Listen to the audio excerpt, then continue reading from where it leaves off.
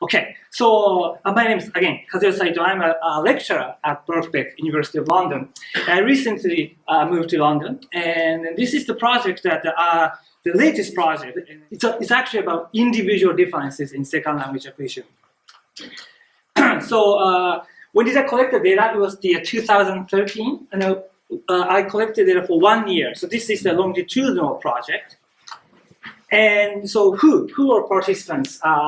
40 EFL, foreign language students at Waseda University, Tokyo, Japan, which is a previous institute where I used to work. And then what did I do? I kept track of their speaking performance for 1 year, and our team investigated the roles of individual differences, such as aptitude, motivation, and experience in the longitudinal development of second language oral speaking performance variables. Differentially predict successful foreign language learners, especially from the longitudinal perspective. All of these studies were likely cross-sectional in nature. So this is my study. Sitting in front of a computer, they listen to all speech samples randomly, and right after hearing each speech sample, they were asked to judge overall comprehensibility, so how easy to understand.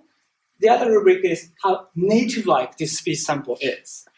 And if they move the slider all the way to the left-hand side, and that means very difficult to understand for comprehensibility. It's heavily accent for accentedness. If they move the slider all the way to the right-hand side, that means this is very easy to understand or not accented, perfect, native-like, not accented. And depending on the locations where they put the slider, their scores were recorded on the 1,000-point scale.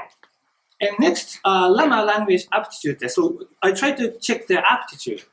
And this test was developed by Dr. Paul Meara, 2005, and this has been widely used in the field of second language acquisition research.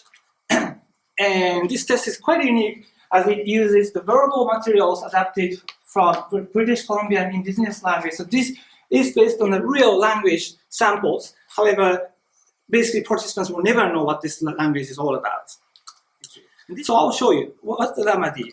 This is one of the tests I used, and this is going to be very relevant with the findings I have found out. This is the very first thing that my participants did when they came to my research office. First of all, I did not tell them that they were going to do the language aptitude test or any kind of test. They just came to my office a little bit nervous. I told them to sit down in front of a computer, and I told them to listen to like 10 weird sound strings. And then the purpose was, I told them the purpose was to check the hearing ability. No more hear this, because today the speaker doesn't work, right?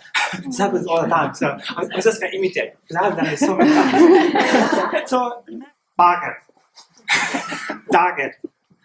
target, data, something like that. Yeah, believe me, this is very similar to what they actually did. And right after that, I immediately told them, hey, this is actually a test. So now you're going to listen to this 30 speech sound strings and tell me whether you have heard it before or not. And then, then you have to tell, did you hear it? Make sure they were not aware of what they're doing when they're listening to the first 10 sound strings. And then immediately after they move on to this stage, they're told that this is actually about the aptitude test. And then I check their memory. And if you score, you can do this very easily because this software is available for free. And if you score more than 70, you have very good aptitude for this kind of ability, like relatively incidental and implicit language learning aptitude.